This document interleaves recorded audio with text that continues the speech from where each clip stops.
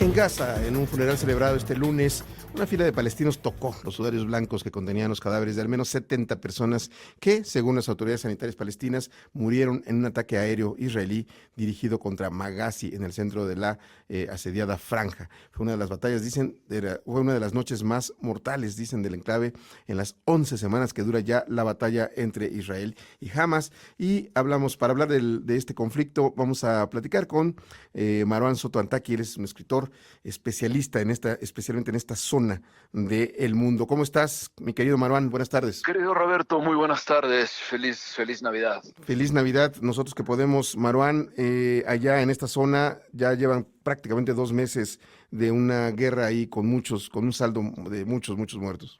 A ver, estamos arriba de los 20.000 muertos, estamos hablando de la destrucción prácticamente absoluta de la franja, enfatizando un poco más el norte de la franja de Gaza, que fue donde se dieron las primeras incursiones hace cerca de 11 semanas por parte del ejército israelí, después del brutal y salvaje ataque de Hamas del 7 de octubre.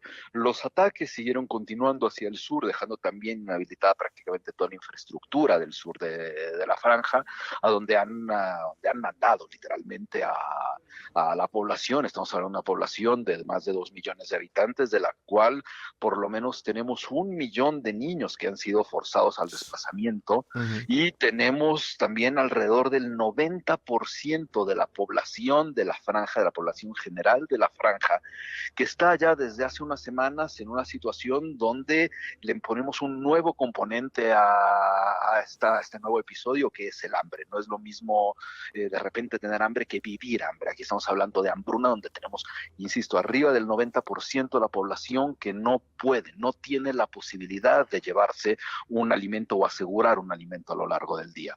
Al mismo tiempo tenemos, después de estas 11 semanas, y empezabas ahora diciendo justo que en Navidad quienes puedan, la ciudad de Belén, en Cisjordania, en el otro territorio palestino, es una ciudad que normalmente vive casi de manera obvia de lo poco que puede entrar de turismo, de actividades relacionadas con las fechas, ¿no? Sí. La ciudad de Belén en este momento se encuentra prácticamente cerrada, ¿no? Porque no hay mayor actividad de la actividad que tradicionalmente se da en finales de diciembre, justo por la situación que no solamente se refleja hacia la franja de Gaza, sino también que han aumentado de forma muy dramática, los distintos ataques de colonos israelíes sobre los asentamientos en Cisjordania. ¿Qué quiere decir este avance?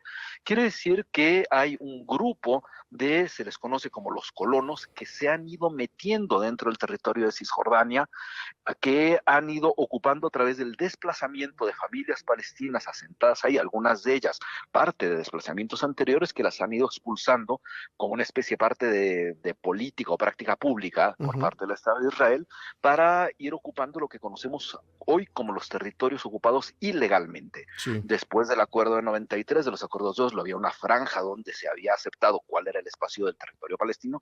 Estos asentamientos dan sobre ese espacio que ya había sido normado dentro de lo que se encontraba como territorio palestino. A eso hay que sumarle también, y ya tratando de ponerlo como un saldo, tuvimos hace ya unas semanas una tregua, subimos de la tregua varios días, que permitió la liberación de muchos de estos rehenes, de más de un centenar de los rehenes que de una forma también, insisto, es que no se nos puede olvidar lo espantoso que hizo Hamas.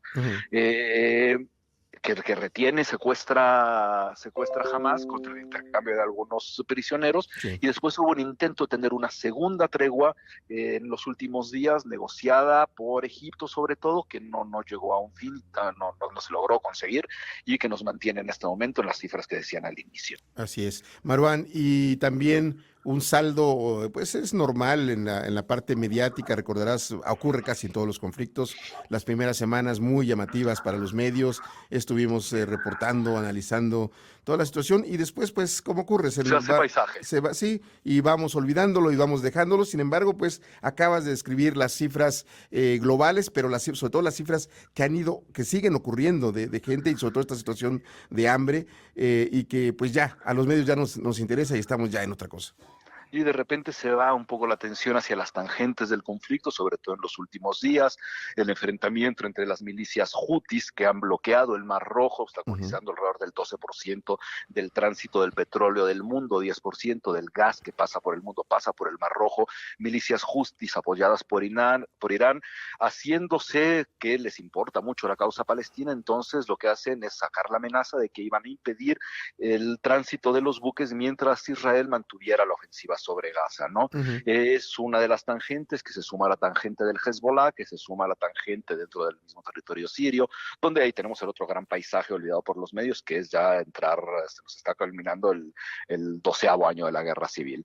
En el caso de este episodio de Palestina, sí, en este momento hay más atención sobre las tangentes que sobre la catástrofe humanitaria, que aunque ha aumentado ligeramente el tránsito de ayuda, la franja es una zona que depende de la ayuda internacional, del suministro de energía por parte de Israel, del suministro de agua y demás, ha aumentado un poco. Quizá el caso más emblemático que se podría tomar es el caso de Emiratos Árabes Unidos, que ha logrado mandar una planta desalinizadora para poder tener acceso a agua potable, ya que el agua de la que es propiedad de la Franja de Gaza no es apta para consumo humano, lo cual hace dependiente de Israel, y esta pequeña ayuda ha permitido sí tener algún tipo de mediano respiro, que evidentemente no es suficiente, y no es suficiente muy en particular hacia las instalaciones sanitarias.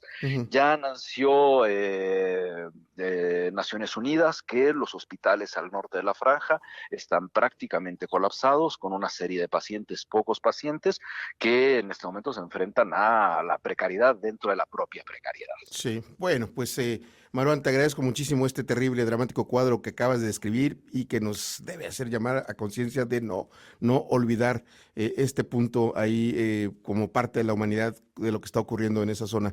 Marwan, como siempre, te agradezco mucho la claridad de esta descripción de lo que está ocurriendo. Querido Roberto, muchísimas gracias. Muy buen año. Buenas fiestas de fin de año. Te mando un abrazo. Abrazo. Hasta luego. Marwan Sotantaki, escritor especializado.